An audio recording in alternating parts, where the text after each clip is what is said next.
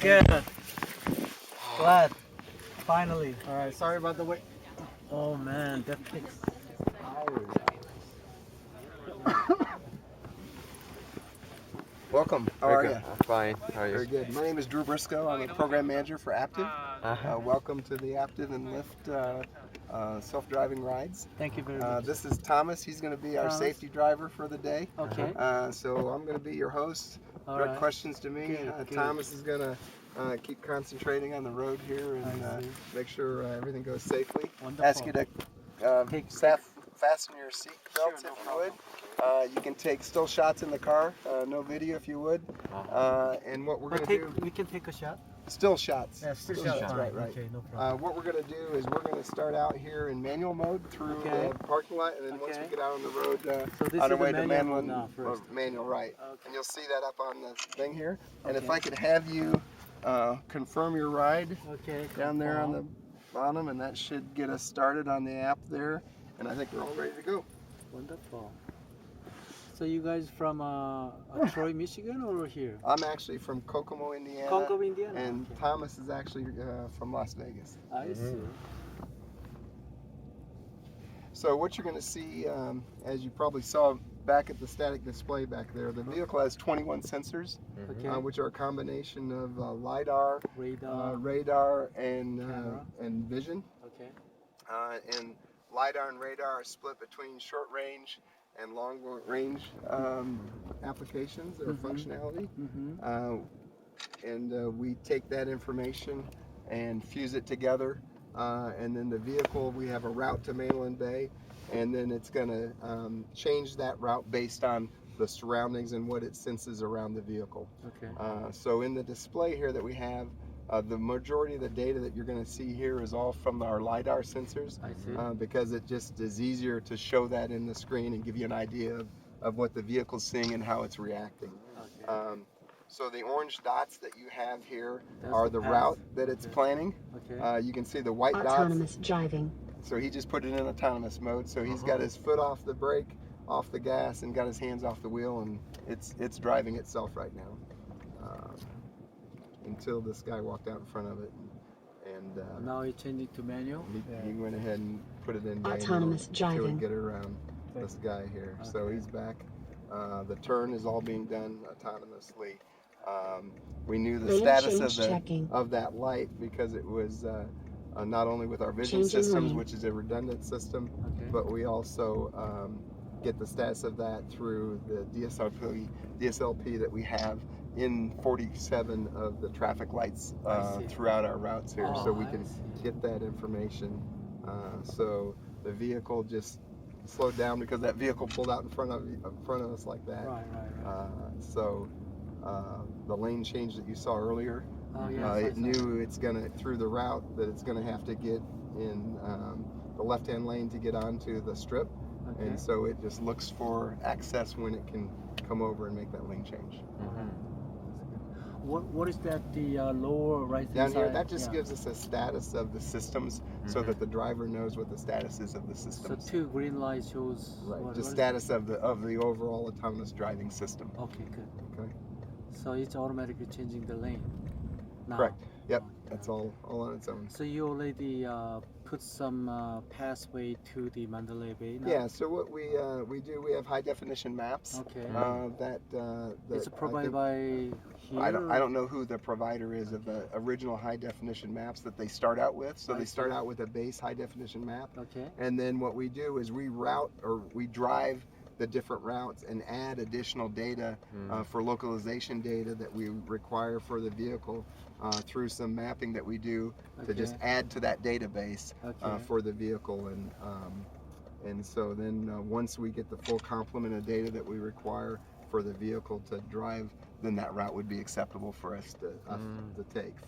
So one of the reasons why we don't go out of the parking lot in a autonomous mode and we go through manual, it just would have taken us so much time to map that whole parking lot and get all the data. It just didn't seem worth us doing that, and didn't really provide that much more of an experience for you folks as a general consumer. Lane change checking. Lane change checking.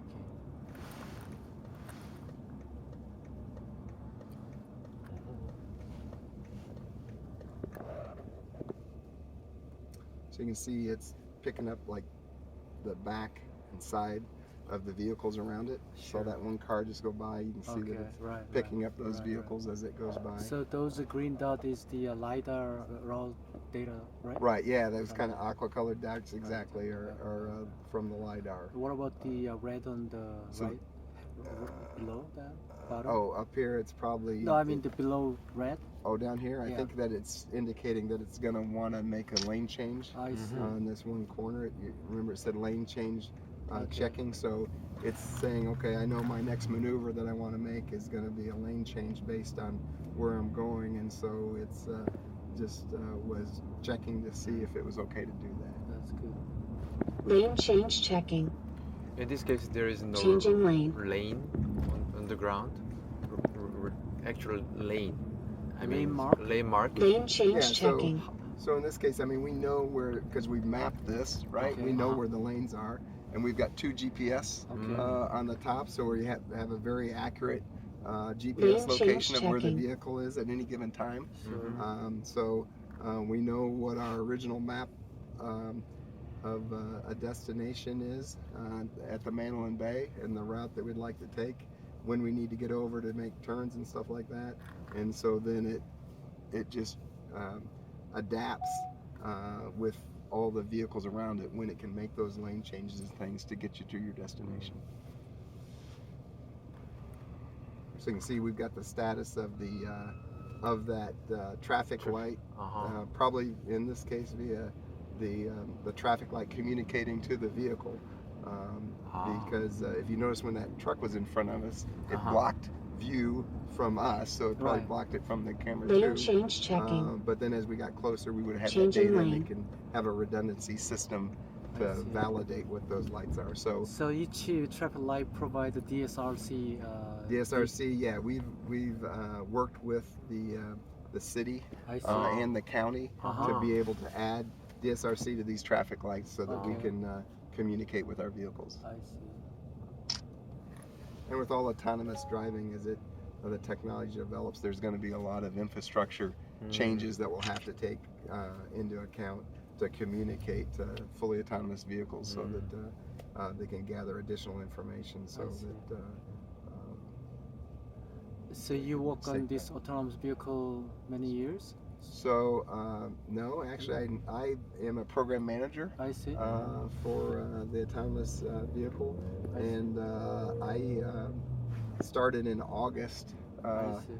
but I was in transition from my old job, Okay. so have done a little bit and gathered some knowledge, but I'll really jump into it more after this show. I see. So when I you get back on belong to Tuesday. Delphi or Aptiv? I work for Aptiv, but I worked for Delphi For many. previously So for many years. Yeah. Okay, so Delphi still exists? Yeah. Well, what happened is Delphi as a company split between 2 companies, and so Delphi and Aptiv.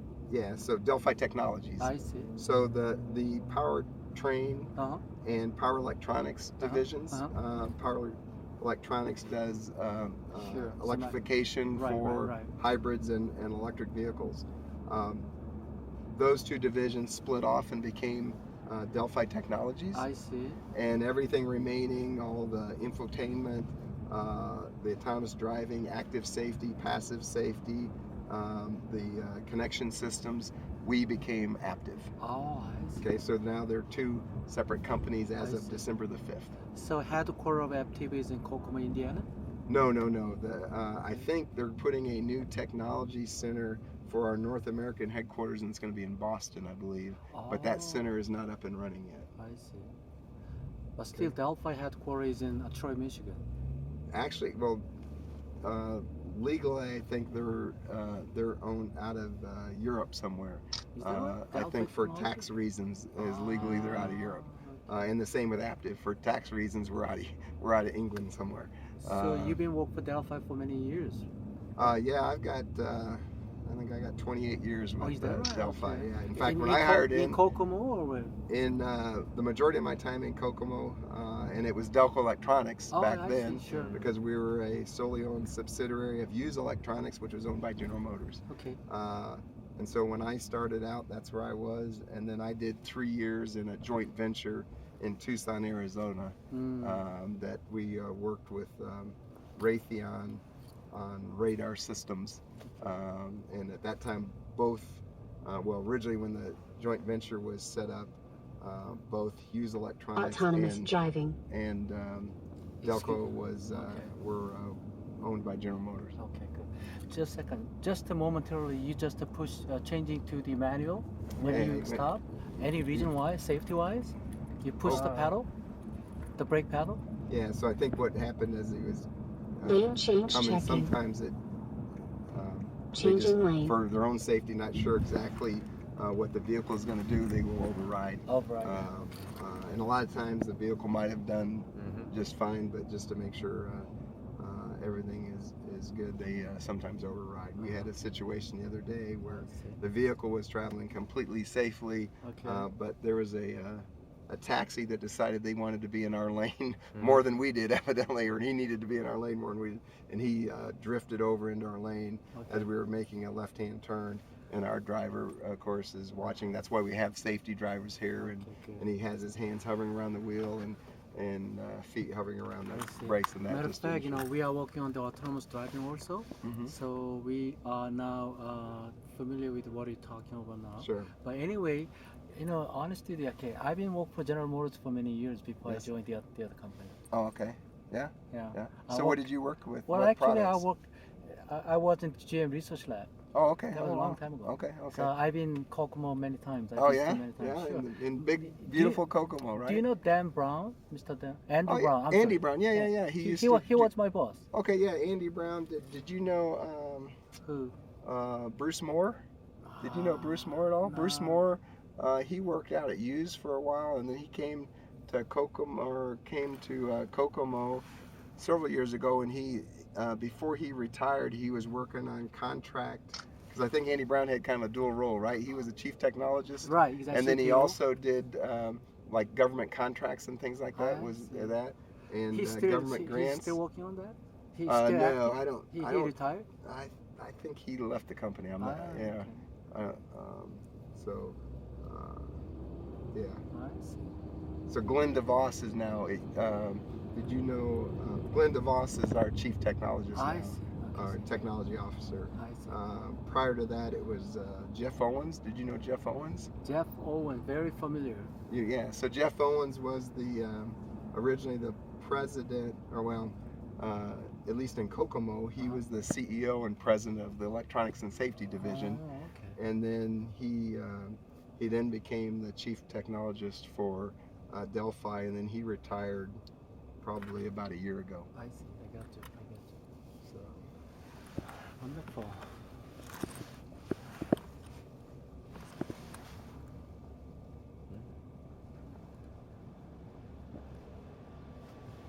Why the traffic signal is blinking on the right? On right hand side. That bottom corner. Bottom corner. No Not idea. changing.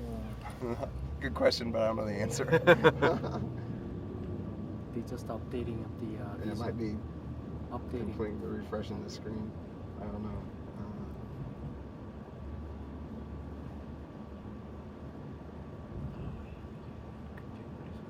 I tell you, the traffic's a lot better today than it has been. I guess, as I understand, you guys have 2 cameras, right? One is front, one is the other one, right? No, actually, in this vehicle right now, we've got a trifocal camera right here. Oh, okay, mobile eye. That we have, and then we've got another camera here just for redundancy. I see. For this, it's doing some indication for the status of the lights, but the majority of the algorithms are running off of the LiDAR and radar. Okay, currently, how this camera knows changing the color from the red to green? So without- to the vision system, but with that truck in the way, it probably doesn't. So we're getting Right. the status directly from the traffic light That's to the right. vehicle Right. via DSRC. DSRC. So we have 47 different traffic lights that have been retrofitted with DSRC, Okay, so good. we can get those lights directly to us. Wonderful. And we worked with the city of City. Vegas and the county I see. to do that. I think about where we get on the strip there at the Convention Center Road. Mhm. I think that's county, and everything north of that is city, if I understood that correctly. Okay, good. What is the yellow mark Yellow on, mark. on the In front front of the vehicle. vehicle? Oh, What is the yellow? the yellow it's mark. just this line Oh, right here. yes. That's That's- actually indicating the back of that truck. So Uh-huh. it's That's where the that, end of the. that I mean should the be the front. back of the back of the truck, so Back it of knows the where truck, the okay. where the Distance very between- distance between us and it, and you can see it's closing on that. Now it's adapting to that and reducing its speed to make sure it keeps a comfortable distance between us and the vehicle in front of us. Okay. And the whole thing is there. It's wants to emulate what a normal driver would do. Mhm. So my understanding compared to last year, although last year the algorithms and the flow of the drives were very, very good. I've heard, and I was not in those vehicles, but I heard that this year is even better as far as the flow and the gentleness of acceleration, deceleration, and emulates more of a normal drive without any jerkiness or things like that. Mm-hmm. In fact, after you're in the vehicle for a while, you kind of forget that Thomas is just sitting over here with his hands in his lap. You guys also testing at the highway also? Highway? Highway, yeah. So in 2015, we were at Delphi at that time, but we had an SQ5, Audi SQ5, that did a cross-country trip from San Francisco to New York, right. and 90% of that drive was in autonomous mode. So last year, I think our routes that we took at CES for our customers, we didn't have anything for the general public, but last year we actually did go out on the highway here in Las Vegas. Now we are heading for Right. Mandalay Bay. Okay, So that's as we good. enter in there, you Yeah, can see that sure. it got into the lane Yeah. and that all autonomously. This is the based on map. Right. Okay, So what's good. going to happen here, because we haven't mapped all of Okay. the part, he's going to put it back into manual mode, Okay. just because again it takes a lot of time to do the mapping around I see. the hotels themselves. He puts it into mapping, and then we're going to drop you guys off. So before we get there, if there's any last questions, we'll do that. Once we get around to where we drop you off, we'll Why ask you you had to this confirm. funny, the ghost signal on there? Yeah, look at that. Ghost to car. It's not car. It's in front Yeah, of it's us. probably picking up some of the Shadow? well, actually probably some of the bushes and things like there is my guess. And like I said, we haven't mapped all this data. I see. Is my guess it's just picking up Yeah, some of but that and that some, time map doesn't matter because based on the camera, I think you have to find out the perception based on camera or LiDAR Yeah. or radar. I don't know why those. it's probably picking up some other things, and that's just a representation of what it's seeing in front of it. I see. Typically it's a car. Okay. So some of that is just probably the way they decided to display anything that came in front of the vehicle, because the majority of the time it's not like capturing the actual volume of the vehicle. So I imagine that was just an easy way for them to Sure, represent a vehicle in sure, front of us, because majority of the time we're in drives, that's what's in front of us. Okay. Right, but like you can see that one right there, you can Alright, see that's right, that right. car Right, up right. in front. Right. So once we drop you off, if you guys would just, I think Yeah, confirm. I did already. Oh, you already hit the Yeah, confirm on yeah, that? yeah. Okay. Thank you. Well, Thanks, My gentlemen. final question. Sure. Okay, when you expect to see fully autonomous driving vehicle in the near future? What year? I mean, how many You know years what? out? That's a good question. Uh-huh. I think what our plans is at Delphi, the plan is to have a certified system that we could sell to the fleet market initially first. So there'd be like airport shuttles and things like that that we could do on kind of designated specific routes. Right. And we'd like to have that system by 2019 to be able to be certified by Delphi, and then we'd have to integrate it into the OEM vehicles for those shuttles and work with whoever the OEMs would be for that. And then based on the learning that we got from that, we'd like to have a consumer for the consumer vehicles, and sell to those OEMs have a system by 2021. But again, it wouldn't be a fully autonomous vehicle. And then, of course, just like anything, as the technology evolves and we keep learning from those experiences, then we would push to a fully autonomous. But to give you a date when that's going to happen, that's,